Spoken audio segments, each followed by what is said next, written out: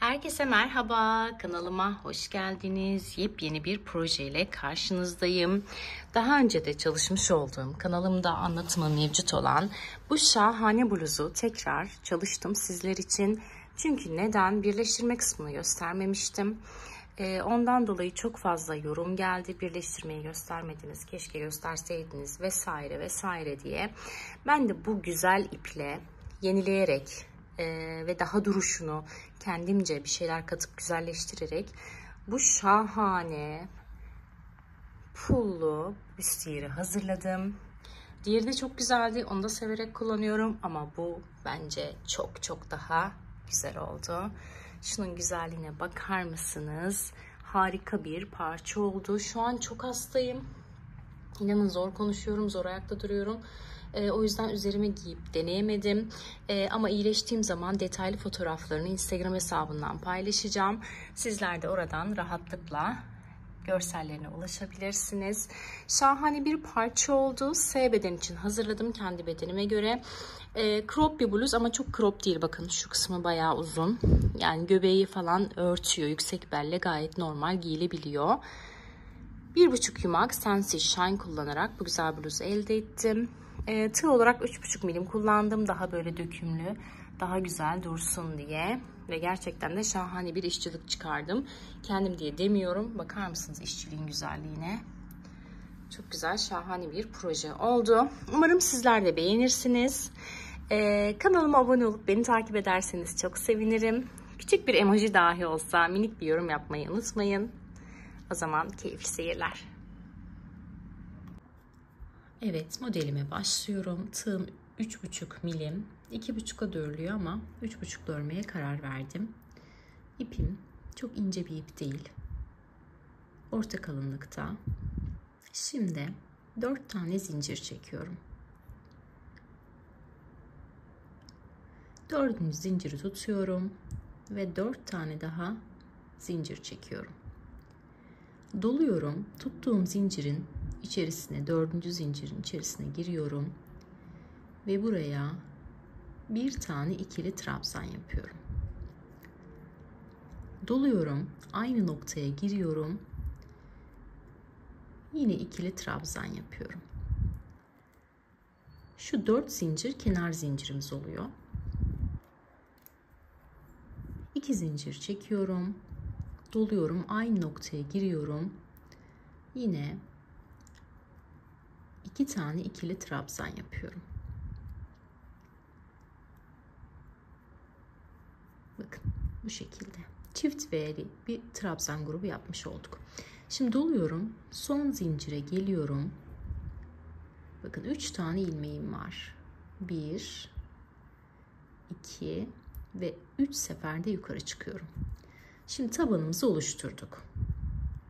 Dönüyorum. 3 zincirle yukarı çıkıyorum.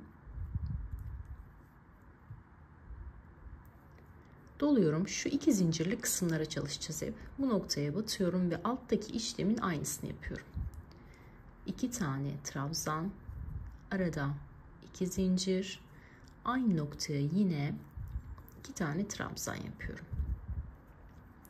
Doluyorum. Bakın şu kenar zincirinin tepe noktasına batıyorum ve 3 seferde yukarı çıkıyorum.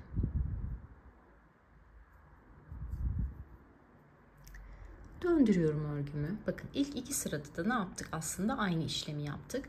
Şimdi 2 sıra daha aynı işlemi yapacağız. Yine 3 zincirle yukarı çıktım.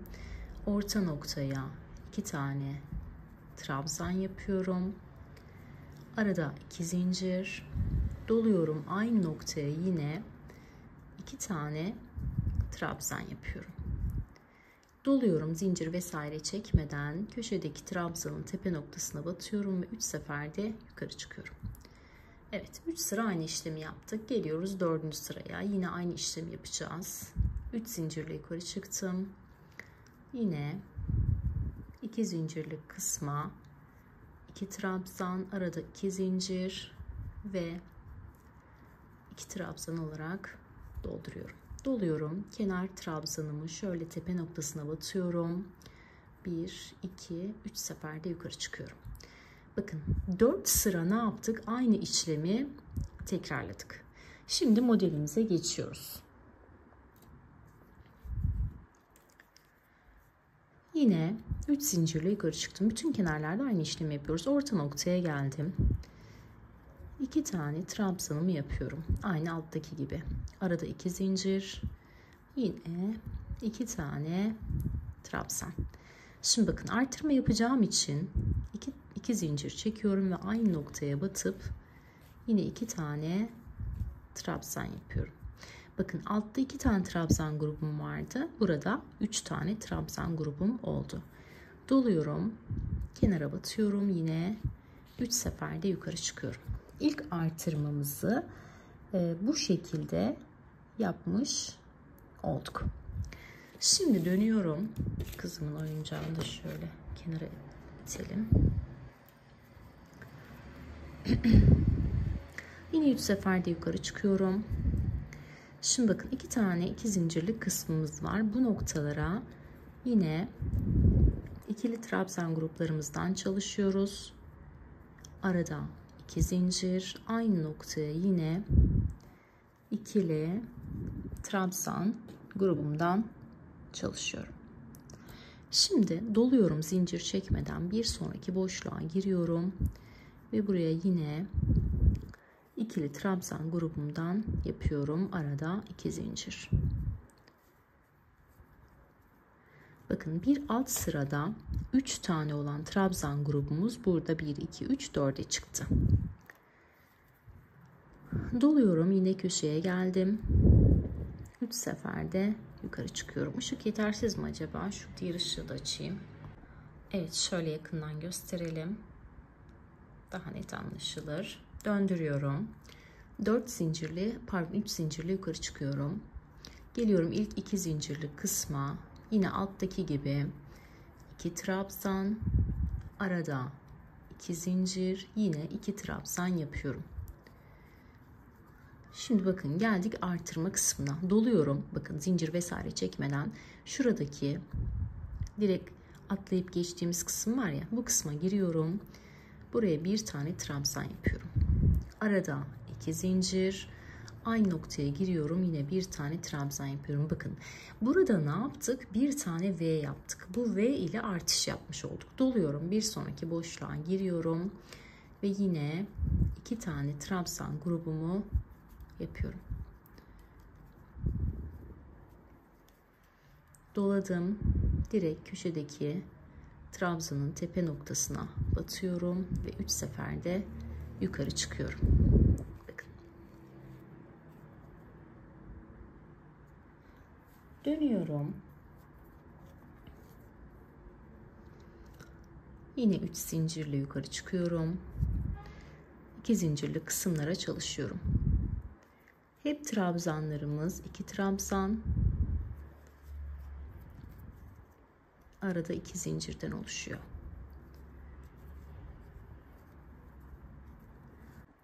Evet, bakın ilk trabzan grubumu yaptım. Geldim V'li kısma. Direkt doluyorum. Bu V'li kısma giriyorum.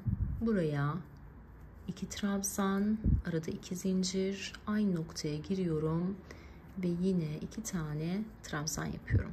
Şimdi doluyorum hiç zincir vesaire çekmeden. Bir sonraki boşluğa 2 trabzan, arada 2 zincir ve yine aynı noktaya 2 tane trabzan yapıyorum. Doladım, köşeye geldim ve 3 seferde yukarı çıkıyorum. Şimdi örgümü çeviriyorum. Bu sırada da bu son yaptığım sıranın tekrarını yapacağız. Yalnız şu noktalarda 2 zincir çekeceğiz. 3 zincirle yukarı çıktım. Geldim 2 zincirli kısma, ilk trabzan grubumu yapıyorum. Arada 2 zincir, yine 2 tane trabzan. Şimdi 2 zincir çekiyorum. Şu V'nin tam ortasına giriyorum ve yine bir önceki sıradaki gibi aynı işlemi yapıyoruz. Yani bu sıranın tekrarı, ama tek fark burada bakın zincir yoktu. Bu kısımda zincir çektim. Yani orantılı bir artış olsun diye bu şekilde yapıyoruz. 2 zincir, köşe noktaya Yine aynı işlemleri yapıyoruz. Kenarlara her zaman için 3 seferde yukarı çıkıyoruz dik durması için. Evet. Bakın. Şimdi örgümü çeviriyorum.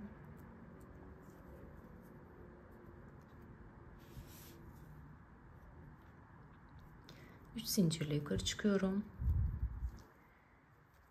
Yine kenar kısımlara aynı işlemleri yapıyorum. 2 trabzan, arada 2 zincir, yine 2 tane trabzan. Şimdi 2 zincir çekiyorum. Bakın 1 2 3 tane trabzan grubu var ya, tam ortadaki grup artış noktam oluyor her zaman için. Bu noktaya giriyorum. 2 trabzan, arada 2 zincir, aynı noktaya yine 2 trabzan. Şimdi artış istediğim için 2 zincir ve yine aynı noktaya 2 tane trabzan yapıyorum. Bakın. Şurada ikili olan trabzan grubumuz burada 1 2 3'e çıktı. 2 zincir çekiyorum. Köşe noktaya yine aynı işlemleri yapıyorum.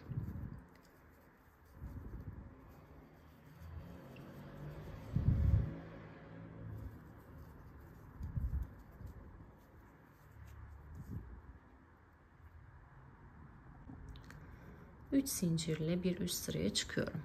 Şimdi devam ediyorum. Bu kısımlar yine aynı. Hep tekrar bakın. Aynı şekilde devam ediyor, görüyorsunuz. Arada 2 zincir. Yine 2 zincir. Bir sonraki boşluğa bakın. 2 zincirli kısma giriyorum. Bu kısımda yine artırma yapacağız. Buraya hemen 2 trabzan yaptıktan sonra 2 zincir ve aynı noktaya yine 2 tane trabzan yapıyorum. Şimdi doluyorum. Zincir vesaire çekmeden bir sonraki gruba giriyorum. Ve yine 2 trabzan, arada 2 zincir ve 2 trabzan. Bakın. Şu an kaçıncı sıradayız bir sayalım. 1 2 3 4 5 6 7 8 9 10 11. sıradayız. 2 zincir, köşeler yine aynı şekilde.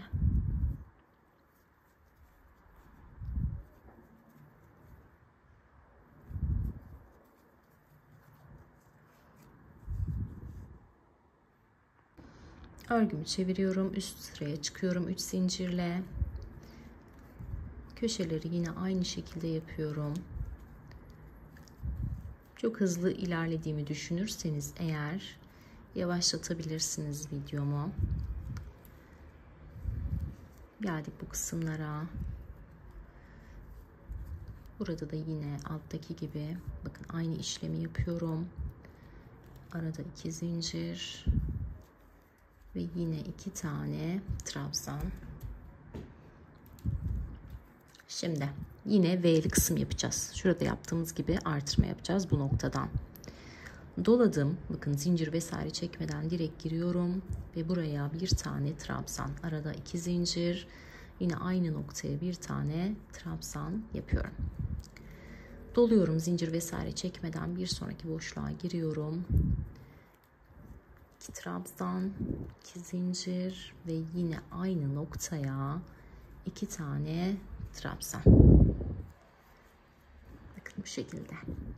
Şimdi 2 zincir, köşeye geldim ve yine aynı şekilde devam ediyorum. Biraz önce de söylediğim gibi köşeler birbirinin tekrarı niteliğinde, artırmaları hep orta noktalardan yapıyoruz.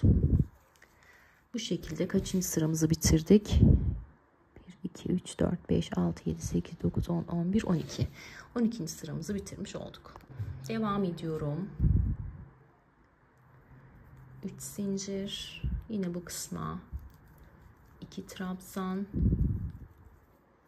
Arada 2 zincir. Ve 2 trabzan. Şimdi yine 2 zincir. Bakın bir sonraki boşluğa giriyorum. Buraya 2 trabzan. arada 2 zincir ve yine aynı noktaya 2 tane trabzan yapıyorum. Şimdi geldik şu artırmalı V kısmına. 2 zincir çekiyorum. Bu noktaya giriyorum. Buraya da yine çiftli trabzan grubumu yapıyorum.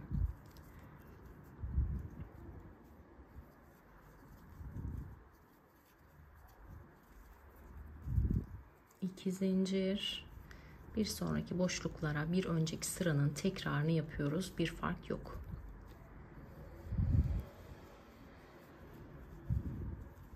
Artırma noktam nereydi? Bu V'li kısımdı. Burada farklı bir işlem yaptık. Bu kısımlar aynı. 2 zincir ve devam ediyorum.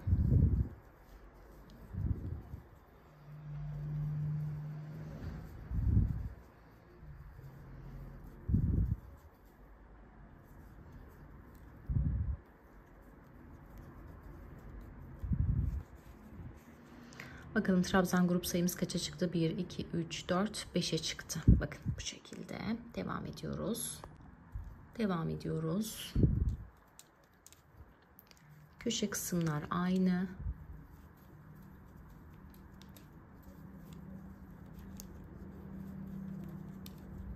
Aralarda 2 zincir.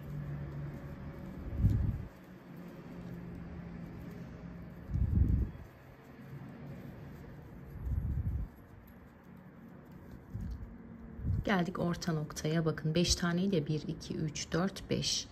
O zaman ortadaki 3. grup artırma noktamız. Buraya 2 trabzan, arada 2 zincir, 2 trabzan. Şimdi artırma istediğim için buradaki trabzan grup sayısını 3'e çıkaracağım. 2 zincir ve yine aynı noktaya 2 tane trabzan. Şimdi 2 zincir ve yine kalanları bir önceki sıradaki gibi 2 trabzan, 2 zincir şeklinde örerek sıramı tamamlıyorum. Bir trabzan grubundan diğerine geçerken de tabii ki her zaman için 2 tane zincir çekmeyi ne yapmıyoruz? İhmal etmiyoruz. Kenarları da her seferinde 3 seferde çıkıyoruz. Bakın bu şekilde. 1, 2, 3, 4, 5 tane grubumuz oldu. Ortadaki grubumuzda şöyle 3 tane ikili trabzan var. Devam ediyoruz. Bir üst sırayla. Hangi sıraymış sayalım. Hep unutuyorum. 1, 2, 3, 4, 5, 6, 7, 8, 9, 10, 11, 12, 13, 14, 15. sıradayız. Diğer yaptığım parçadan da sayalım. Doğru yolda mıyız? 1, 2, 3, 4, 5, 6, 7, 8, 9, 10, 11, 12, 13, 14, 15. Evet, doğru yoldayız. 3 zincir. Köşe kısımları yine aynı yapıyoruz. Alt sıradaki gibi.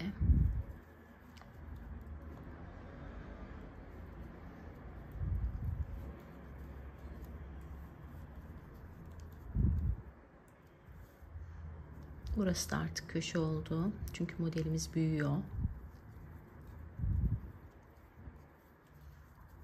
Artırma noktası şu nokta çünkü. 2 zincir. Bu noktaya geldik. Yine artırma yapıyoruz.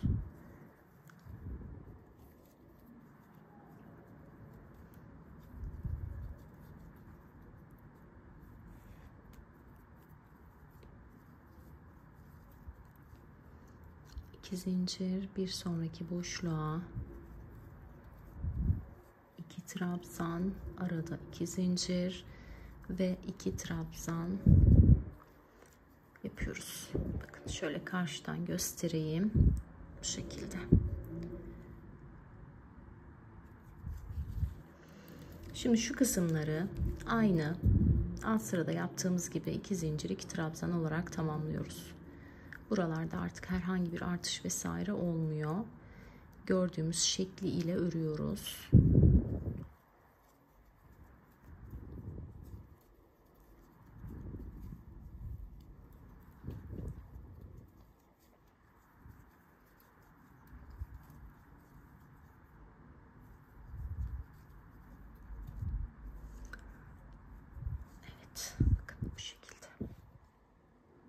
Bir üst sıradayız. Yine 3 zincirle yukarı çıkıyorum. Bakın şu noktada bir artırma yapacağız. Bu noktaya kadar aynı bir alt sıradaki gibi örmeye devam ediyorum. Yani elimden geldiğince bu modelde detaylı anlatmaya çalışıyorum. Kızımı da uyuttum. Saat şu an 11. Umarım bunda da hala anlamadık, şurayı da gösterseydiniz, burayı da gösterseydiniz gibi yorumlar olmaz. Çünkü elimden geldiğince detaylı olarak göstermeye çalışıyorum.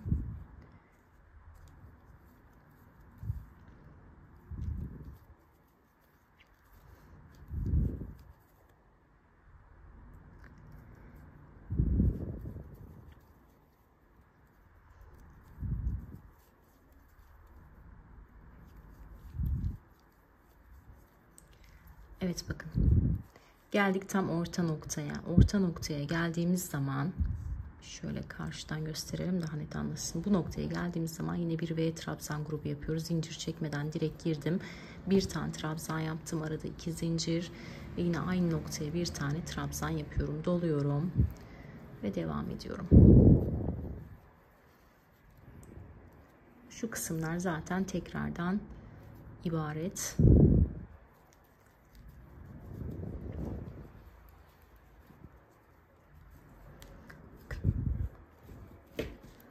Artırmalarımız hep bu noktalardan devam ediyor. Bakın böyle çiçek gibi, yelpaze gibi açılıyor zaten. Bu kısımlar aynı, bir değişiklik yok.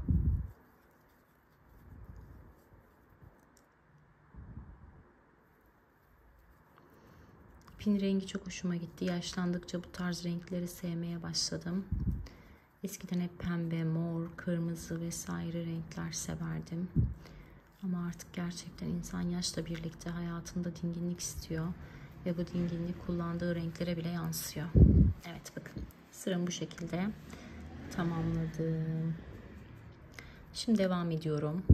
Şu orta noktaya kadar bu kısımlara aynı trabzan gruplarını yapacağız. Bu orta noktada artış yapacağız. Orayı göstereceğim.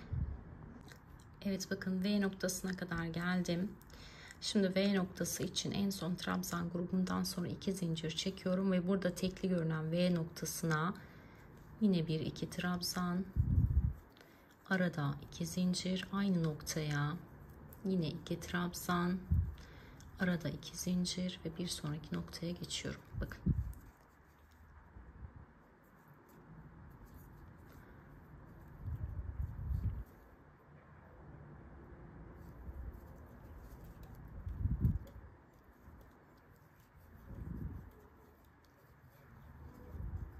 Evet. Şu trabzan gruplarımızı sayarsak eğer bu sırada 1, 2, 3, 4, 5 şu ikisini de yapacağız. 7 tane olacak. 2 zincir çekiyorum ve sıramı tamamlıyorum. Aynı şekilde.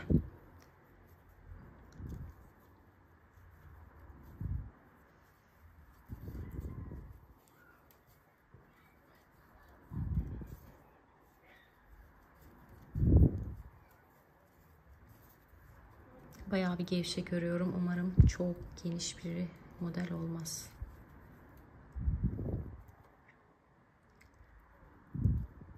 Hem tığım 3,5 milim hem elimi esnek tutuyorum. Kenara denk gelemedik bir türlü. Evet. Bu şekilde. Şimdi bakalım sayalım yine dediğim gibi. 7 tane 1, 2, 3, 4, 5, 6, 7. Devam ediyoruz bir üst sırayla. Bakın şimdi 7 tane var ya. 1, 2, 3 burada, 3 burada. Şu ortadaki tam dördüncüyü ne yapacağız? Artış noktası olarak devam edeceğiz. O noktaya kadar şu kısımları aynı gördüğüm şekilde öreceğim. Bu noktada artış yapacağız. Evet dediğim gibi bakın ilk üçünü aynı yaptım. Dördüncü gruba geldik. 2 tane zincir çektim tam orta noktaya. Önce 2 tane trabzan, arada 2 zincir. Aynı noktaya yine 2 trabzan, arada 2 zincir ve yine 2 trabzan yapıyorum. Burada ne yaptık? Artış yaptık. Bakın 1, 2, 3 tane aynı ördük. Dördüncüye artış yaptık. Kalan 1, 2, 3 tanesini de aynı bir önceki sıradaki gibi örüyoruz. Evet devam ediyoruz. Son sıramı öreceğim. Şimdi bu S beden için yeterli. Ben diğerinde aynı şekilde örmüştüm zaten. Siz bedeni büyütmek istiyorsanız nasıl yapacağınızı sıra sonunda anlatacağım. Tam orta noktaya kadar aynı şekilde devam ediyorum. Bu arada aşırı derecede belim ağrıyor. Masada çekim yapmak beni çok fiziken gerçekten yoruyor.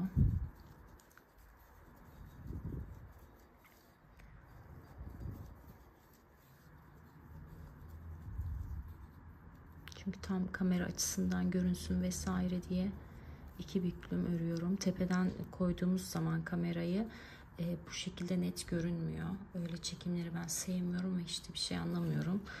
Böyle daha net görünüyor diye bu şekilde çekiyorum.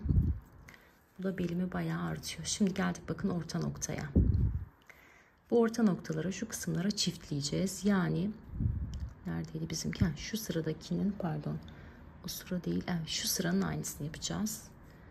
Bu noktaya geldiğim zaman şöyle bakın. 1, 2, 3 taneyi yaptıktan sonra 4. kısım artırma noktamız. İlk 2 zincirlik kısma 2 trabzan, 2 zincir, 2 trabzan yapıyorum. Ardından 2 tane zincir çekiyorum. Bir sonraki 2 zincirlik kısma giriyorum. 2 trabzan, 2 zincir, 2 trabzan yapıyorum. Yine 2 zincir, kalanları aynı şekilde gördüğüm şekliyle örüyorum. Yani biz artırmayı nerede yaptık? Bakın tam şu orta noktada yaptık. Bu kısımda yapıyoruz. Bu kısımlar aynı devam ediyor. Şimdi sıramı gördüğüm şekilde tamamlayıp dönüyorum. Evet, sıramı tamamladım. Artış noktalarımız bakın hep orta noktadan devam ettik. Bu şekilde olunca kenarlara doğru açıldı ve böyle yelpazemsi bir görüntü oldu. Şimdi sıramı bitiriyorum bu noktada. Bir zincirle şöyle sabitliyorum ve ipimi koparıyorum. Şu an makasla vesaire uğraşamayacağım. Kızı uyuttum zaten. Kapı falan açamıyorum.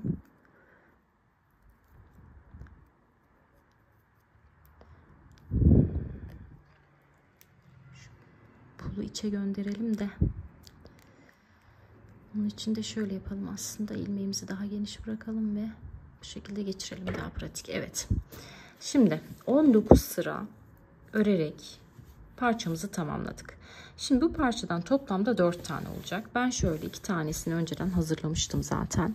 Bunlar bir taraf için, üst yerimizin. Diğer için de yine aynı şekilde 2 tane hazırlayacağız. Bunun gibi. Yani toplamda bu parçadan 4 tane olacak. Şimdi bir tanesini birlikte hazırladık. Diğerini de başlangıcını göstereceğim ben. Devamını siz videoyu başa alarak aynı şekilde yapacaksınız. Ardından da ben birleştirmeyi ve devamını göstereceğim detaylı olarak. Şimdi gelelim en önemli kısma. Şu bedene göre nasıl yapacağım, bu bedene göre nasıl yapacağım? Göstereceğim, söyleyeceğim arkadaşlar. Bakın, artırmaları nerelerde yaptığımızı görüyorsunuz. Mesela diyelim ki ben bunu S bedene göre hazırladım. Siz bunu M bedene göre çıkaracaksınız ya. Bakın en son yaptığımız artırmayı görüyorsunuz. Bu nokta. Şimdi siz de bu sırada ne yapacaksınız biliyor musunuz? Bir sonraki sırada şuraya direkt bir V'yi konduracaksınız.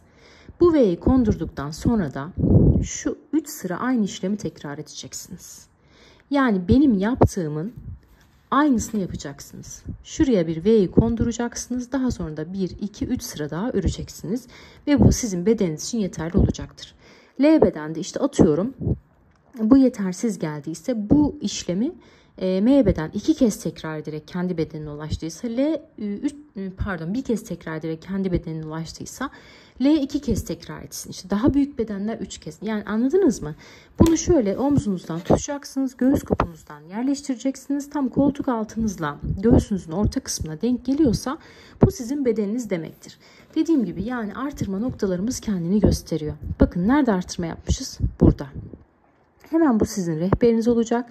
Bu sıraların aynısını tekrar ederek yapacaksınız. Şimdi bunu siz aynı şekilde yapar tekrar ederseniz ne olacak? Modeliniz daha çok büyüyecek. Ve bu size rehber olacak ve kendi bedeninizi bulacaksınız. Umarım anlaşılmıştır.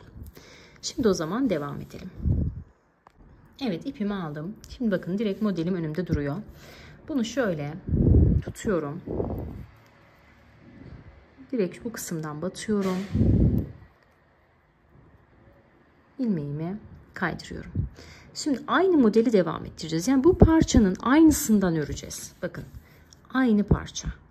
Sadece tutturarak ördüm. Diğerinde ikisini ayrı örüp dikmiştim. Burada da devamını öreyim dedim. Aynı mantık zaten. Şimdi 3 zincirle yukarı çıkıyorum. Bakın doluyorum. Şurada ilk yaptığımız kısım var değil mi? Yelpazemizi bu noktaya batıyorum. Ve buraya yelpaze grubumu yapıyorum. 2 trabzan, 2 zincir ve yine aynı noktaya 2 tane trabzan. Doluyoruz ve bakın köşedeki trabzan grubunun tepe noktasına batıyoruz. Ve 3 seferde yukarı çıkıyoruz. Bakın bir sıra yaptık. Burada ne yapmıştık? Bu sıradan 1, 2, 3, 4 tane. 4 defa yapmıştık. Çeviriyorum şimdi ikinci sırayı yapıyorum. 3 zincirle yukarı çıktım. Yine trabzan grubumu yaptım. Arada 2 zincir. Ve yine trabzan grubum. Köşelere geçerken zincir çekmiyorduk ve 3 seferde yukarı çıkıyorduk. Bakın 2 sırayı ne yapmış oldum? Yapmış oldum. Şu ipler bizim başlangıç noktamız. 2 sırayı yaptık. Şimdi bu şekilde 4 sıra yapacaksınız. Daha sonra tekrar ederek bakın aynı şuradaki işlemi tekrar ederek bu ölçüde bu sayıda yapacaksınız. Bunu da nasıl yapacaksınız? Videomu başa alacaksınız ve aynı şekilde bu parçayı tamamlayacaksınız. Şimdi bu parçayı tamamlayalım. Daha sonra birleştirmeyi ve devamını göstereceğim. Evet, ben parçamı bitirdim. Bakın şöyle göstereyim. İkisi de aynı oldu. Şimdi bakın bulunduğum noktadan direkt şöyle görüyorsunuz. Tutuyorum. Birleştirmeyi gösteriyorum. Bu son ipim burada kaldığı için ip kesmemek adına bu kısmı şöyle trabzanın tepe noktasına batıyorum. İlmeğimi kaydırıyorum ve bu şekilde birleştiriyorum. Şimdi kaydırarak şu 2 zincirlik kısma doğru ilerliyorum. Bakın tam 2 zincirlik kısma kadar ilerledim kaydırarak. Şimdi bu noktada devam ediyorum. 3 zincirle yukarı çıkıyorum. Pardon. 2 tane trabzan yapıyorum. Arada 2 zincir, aynı noktaya yine 2 tane trabzan. Şimdi arada bir zincir çekiyorum. Bir sonraki 2 zincirli kısma geliyorum. Buraya 2 trabzan, arada 2 zincir ve yine 2 trabzan. Arada bir zincir çekiyorum. Yine aynı modelimi devam ettiriyorum. Şimdi şu noktaya kadar modeli devam ettireyim. O noktadan birleştirmeyi ve devam etmeyi göstereceğim.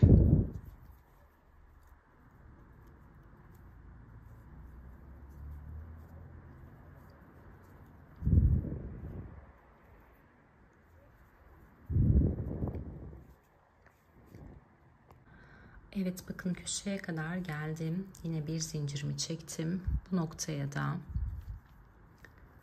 2 trabzan, arada 2 zincir ve yine 2 tane trabzan yapıyorum. Şimdi bakın bir kısmı birleştirdik. Diğer kısmı ekleyip birleştirerek devam edeceğim. Şimdi şöyle tutuyorum örgümü. Bakın bu nokta ve şu noktayı önce ilmeğimi bir genişletelim. Bakın şurada bir bitiş ipimiz vardı. Bunu şöyle trabzanın tepe noktasına batarak ilmeğimi içinden geçirerek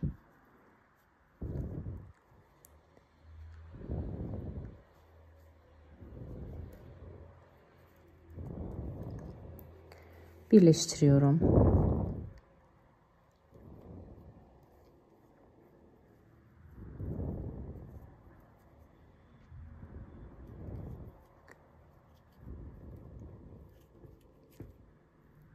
Bakın. Direkt şöyle bir birleştirme yaptım. Şimdi bulunduğum noktadan diğer kupa geçerken, bakın diğer göğüs kupuna geçerken yine şuralarda yaptığımız gibi aynı şekilde bakın trabzanımı yaptıktan sonra bir tane zincirimi çekiyorum. Doluyorum. Bakın şurayı es geçiyorum. Bir sonraki 2 zincirlik kısma giriyorum ve direkt 2 trabzan, arada 2 zincir, 2 trabzan yapıyorum. Bakın bu şekilde. Şimdi devam ediyorum. Diğer uca kadar aynı şekilde aralarda bir zincir, trabzan grupları. Trabzan gruplarının arasında 2 zincir.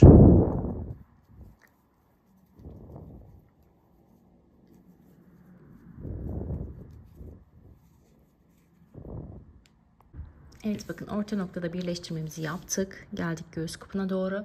Bu arada şöyle her göğüs kupunda 8 tane yelpaze olması lazım. 1, 2, 3, 4, 5, 6, 7.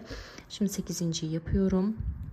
Yani benim artırmalarıma göre 8 tane olması lazım. Arada bir zincir çekmeyi unuttuk. 8.'yi de yapıyorum. Yani toplamda 32 tane bu yelpazelerden olması gerekiyor birleştikten sonra modelimiz. Evet. Şimdi diğer göğüs kupunu da birleştireceğiz. Bakın. Bunu da yine şurada bıraktığım ipimle içinden geçirerek birleştireceğim.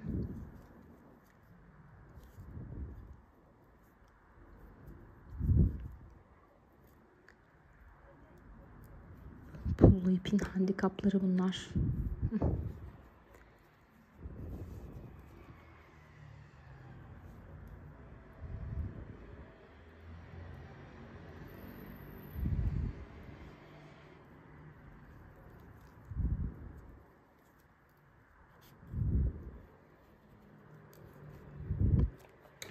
Evet, bakın. Bu şekilde iki ipi birleştirdikten sonra devam ediyorum örmeye. Şimdi bu kupun 8. yelpazesini yaptım. Arada bir zincir. Bakın direkt şu araya hiçbir şey yapmadan bir sonraki 2 zincirlik kısma giriyorum. Ve yelpazemi yapıyorum. Artık bunlara yelpaze diyorum. Siz ne diyorsanız bilmiyorum. Arada bir zincir. Bu arada neden aralarda bir zincire düşürdüm? Fark ettiniz mi bilmiyorum. Beden kısmında 2 zincir yapmıştım. Göğüs kuplarında 2 zincir yapmıştım. Bedene düştüğüm noktada birleştirme noktasından sonra teke düşürdüm zinciri. Bunun sebebi de göğüs kuplarından sonra böyle bir aşağı doğru etek gibi, çan etek gibi bir açılma oluyor. Diğer modelde öyle olmuştu. Bu da benim hiç hoşuma gitmedi. Bunun için aralara bir zincir yaparak onu daha böyle düz bir iniş sağlamak istedim. Şimdi buraya kadar aynı şekilde devam edelim. Bu noktada da birleştirip sıra bitişini ve diğer sıraya geçmeyi göstereceğim. Umarım anlaşılmıştır. Öbür modelde beni gerçekten yedi bazıları. Yediniz beni, yediniz yani. Nasıl geçtiniz? En önemli kısmı atlamışsınız. Bilmem ne yorumlar. Yorum arkasına yorum, yani olmamış, niye işte göstermediniz de, yahu diyorum, aynı mantık. Aynı mantık ne demek? Artırma eksiltme yapmadan aynı şekilde devam etmek. Neyse, belki ben bana göre böyle geliyordur. Belki çok tecrübesi olmayanlar haklıdır diye bir kez daha göstermek istedim. Bu arada boğazım çok ağrıyor. Kış gelmeden hastalıklara merhaba dedik. Ağustos'un ortasında.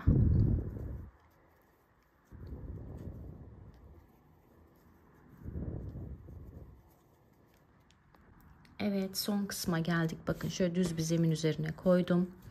Göğüs kuplarımız duruşu bu şekilde. Son birleştirmeyi de yapacağım. İpim nerede?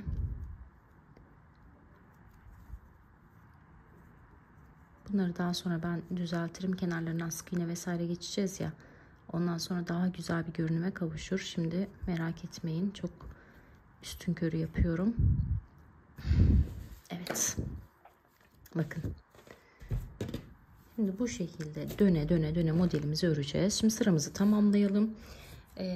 bir üst sıraya geçişi ve bundan sonra ne yapacağız onu söyleyeceğim. Yine arada bir zincir, bakın bir sonraki kısma giriyorum ve direkt aynı modelimi devam ettiriyorum.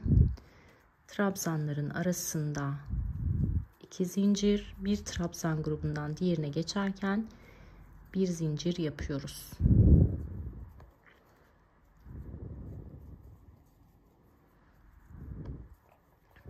Evet, bu şekilde başlangıç noktamıza kadar gelelim. Başlangıç noktamızdan sonrasını birlikte devam edeceğiz. Evet, geldik sıra sonuna. Bakın başlangıç noktam burasıydı. Şu noktadan kaydırarak gelmiştik. En son bakın yaptığım ikili trabzan grubunu, arada bir zincir çekiyorum ve bakın burada başladığım trabzanın, şöyle ilk yaptığım trabzanın tepe noktasına batıyorum. İlmeğimi kaydırıyorum ve birleştiriyorum. Şimdi şöyle ilmek kaydırarak 2 zincirli kısma kadar geliyorum. Aynı biraz sırada yaptığımız gibi 3 zincirle yukarı çıkıyorum ve yine aynı şekilde 2 trabzan, arada 2 zincir, 2 trabzan. Bir sonraki trabzan grubuna geçiyorum, bir zincir çekiyorum. Bu şekilde bu yelpaze gruplarından her sırada 32 tane olacak. Burada artırma eksiltme yapmamaya gayret edin. Zaten yaptığınız zaman model direkt kendini gösterir ve bozulma olur. Bakın dilediğiniz kadar uzatabilirsiniz. İster bunu elbise formunda yapın, ister etek form, ister daha uzun böyle yapın, ister crop formda yapın. Bu şekilde devam edecek. Ben biraz öreceğim. Daha sonra ne kadar ördüm, kaç sıra ördüm, kaç santim ördüm sizinle paylaşacağım. Şöyle sorular da gelecektir. Bunu elbiseye nasıl çevirebiliriz? Bunu işte başka bir şey nasıl çevirebiliriz?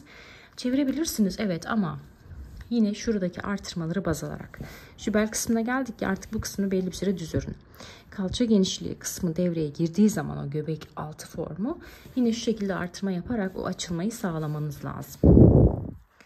Evet, umarım mantık anlaşılmıştır. Birleştirmeyi gösterdim. Bir üst sıraya çıkmayı gösterdim.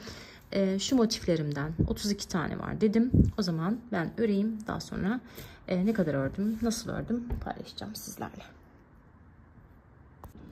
Evet, şimdi ben büstiyerimi belli bir uzunlukta ördüm. Şöyle kaç sıra ördüm de hemen sizlerle paylaşayım.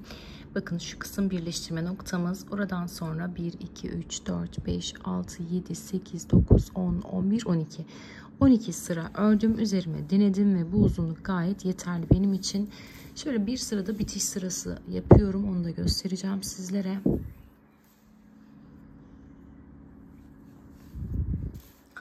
Şimdi bu sırayı nasıl yapıyorum?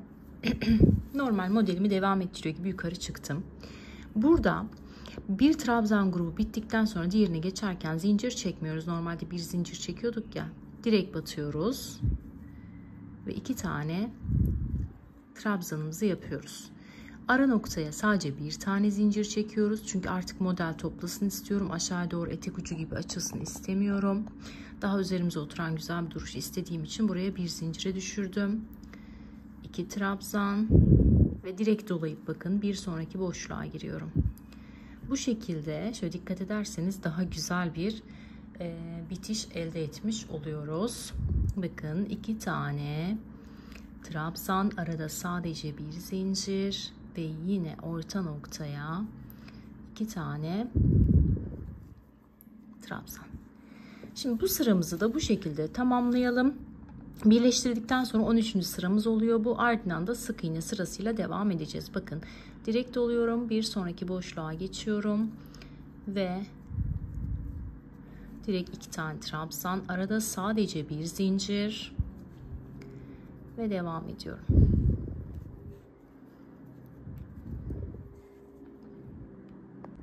Evet, modelimi devam ettirdim. Sıra sonuna geldim. Şu örgünün şahaneliğine bakar mısınız? Gerçekten harika görünüyor. Yani işçilik mükemmel. Şu an bakarsanız kendime biraz iltifat edeyim. Gerçekten bayıldım. Evet, sıra sonundayım. Bakın en son trabzan grubunu yaptım. Zincir vesaire çekmeden direkt şuradaki ilk trabzanın tepe noktasına batıyorum. Kaydırıyorum. Bir sonraki trabzana geliyorum. Kaydırıyorum. Şimdi bakın. Bir zincirle yukarı çıktım. Direkt trabzanın tepe noktasına hemen bir tane sık iğne yapıyorum. Artık bitiş yapıyoruz. Şuradaki bir zincirli kısmın orta noktasına geliyorum. Sık iğne yapıyorum. Trabzanın tepe noktasına geliyorum. Sık iğne. Bir sonraki trabzanın tepe noktasına sık iğne. Trabzanların tepe noktalarına birer tane sık iğne ile ilerliyorum. Bir zincirli kısma geldiğim zaman da bakın şöyle orta noktaya giriyorum ve sık iğne yapıyorum. Bitişimiz bu şekilde olacak. Trabzanın tepe noktasına sık iğne. Bakın bütün trabzanların tepe noktalarına sık iğne yapıyorum. Orta noktaya bir zincirlik noktaya da yine sık iğne yapıyorum. Şimdi bu şekilde bütün çevresini geçeceğim ve etek ucunu bu şekilde sık iğne ile toplamış ve bir bütün haline getirmiş oluyoruz. Bakar mısınız? Gerçekten çok güzel oldu. Şöyle geniş açıyla da göstereyim. Şimdi sıramı bu şekilde tamamlayayım. Bir de şu kenar kısımlarına sık iğne geçeceğiz. Onu da göstereceğim nasıl yapmamız gerektiğini. Sonra zaten büstiyerimizin ne yapıyoruz? Finalini yapıyoruz. Hadi bakalım nasıl olacak? Çok merak ediyorum ben de.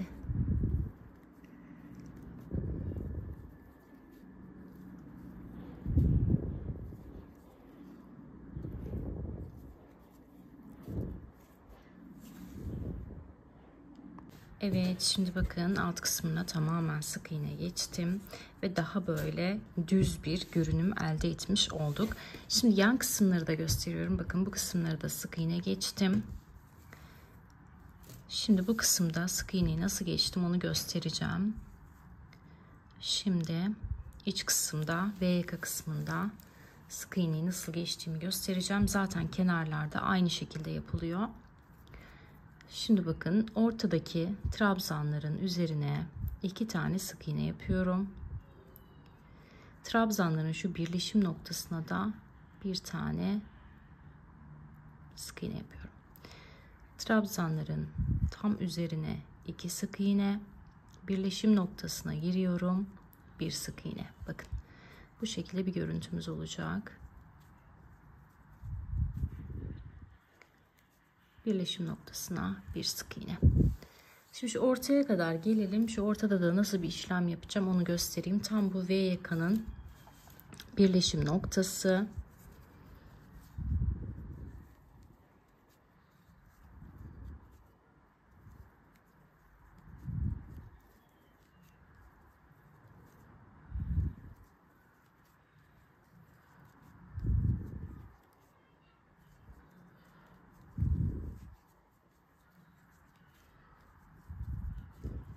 Evet bakın.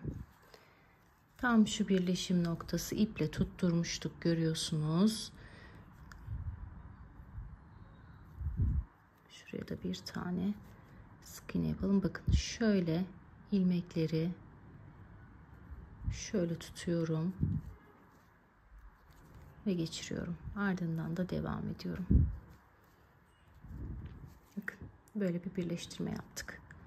Yine birleşim noktasına bir sık iğne, trabzanların üzerine 2 sık iğne şeklinde bütün çevresine tamamen geçeceğiz.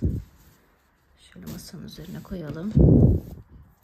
Bakın bu şekilde bütün çevresini geçeceğiz. Daha sonra ters tarafından güzelce ütüleyeceğim ve finaliyle karşınızda olacağım.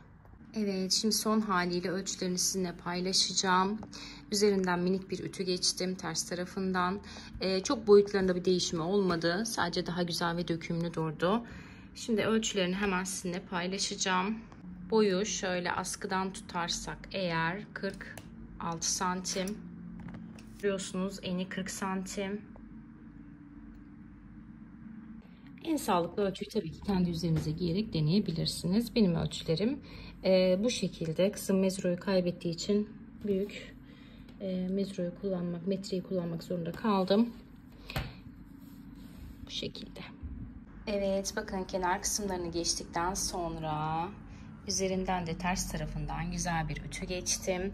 Ve sonuç şahane. Şu an çok hastayım. Ayakta zor duruyorum. Bir an önce videomu bitirip yatmayı hayal ediyorum. O yüzden üzerimde detaylı görsellerini paylaşamadım ama iyileşir iyileşmez Instagram hesabında görsellerini üzerime giyip paylaşacağım.